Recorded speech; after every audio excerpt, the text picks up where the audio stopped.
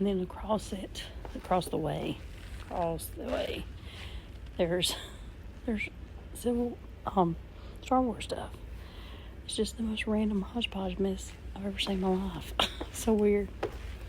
It's interesting for sure. I don't know. This guy's a hoarder. At least he's got a museum.